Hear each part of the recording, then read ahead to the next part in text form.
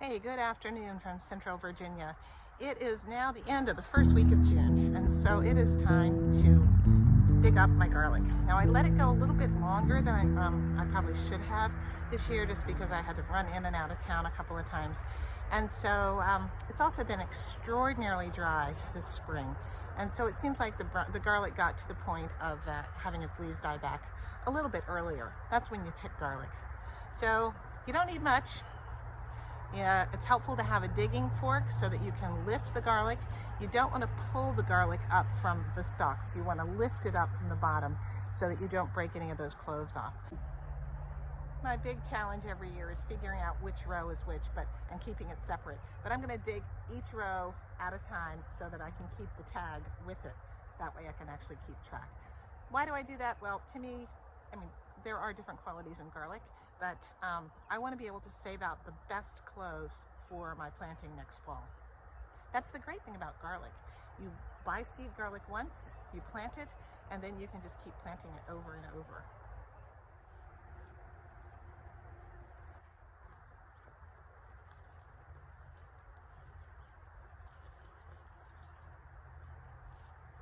Victorious.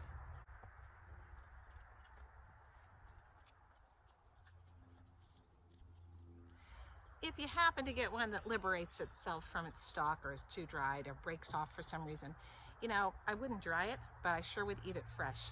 You can totally eat fresh garlic. You use it just like you use regular garlic.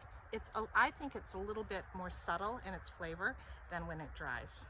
But so this one's going in to dinner. I picked some green beans and potatoes today, so I think it's gonna go.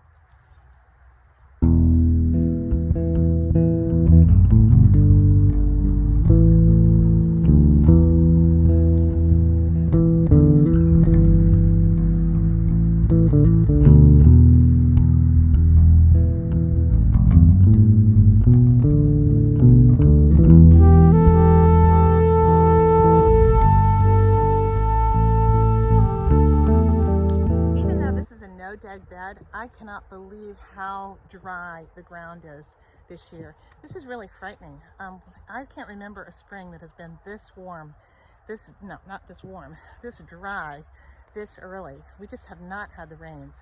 And I think this garlic has suffered in size a little bit from it. For sure, I'm gonna have to super mulch this bed. All right, so this is the Lortz garlic, and I got a little over 3.5 pounds from this. As I said, it's a little bit undersized, but it'll be good. It's got a purple skin on it. This is the music to my nose. These are some pretty nice sized heads of garlic, bulbs of garlic, I would say. Music usually does pretty well for me in this area. The music is weighing in at about 4.5 pounds. So with the garlic, you can see it's just out of the ground. The heads, you definitely have the formation of the clove in there of the garlic. So that tells you it's ripe and ready to go. And you just are going to let this sit in a place that doesn't have a whole lot of sun. You want good aeration.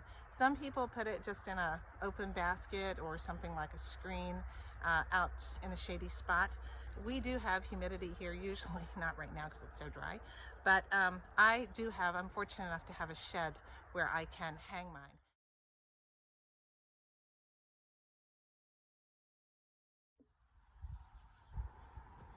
All right, so what you want to do is you want to tie up your garlic.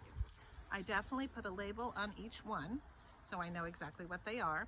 I put about 6 or 7 bulbs in each bundle, and I actually connect them. I cut one very long string, and then I wrap it around one bundle, and then I take the other end and wrap it around the other bundle. Now, why do I do that, you may ask? Well, I'm going to hang these in my shed. And what I can do then is just go up and put one over the top of the string, and then they both just will hang down and they will dry that way. So I don't have to really anchor them at the top. So it's pretty, it's gonna take about 10 days to 2 weeks for these to dry. You just leave you don't do anything to the outside skin. You certainly don't wanna wash them. Leave the dirt, everything that's on there. I mean, if there are a couple clumps of dirt on the bottom and it wants to come loose, that's perfectly fine. But you just want them to dry as they are. After about 10 days to 2 weeks, the skin will become dry, these will dry up, and at that point you can do a gentle brushing of the garlic. And then the final thing that you do is when they're all dry and you're ready to store them, you don't want to necessarily keep them on the long, in the long bundle, although you can, but it's better to just take scissors and cut them off about an inch above the bulb. And that will, that way the bulb will not continue to get nutrition, and you won't introduce any rot or bacteria into the bulb. You want to be able to preserve them. Then you can just store them like you store your garlic all the time. So it's pretty easy. And I'm going to be getting my son to help me put these on.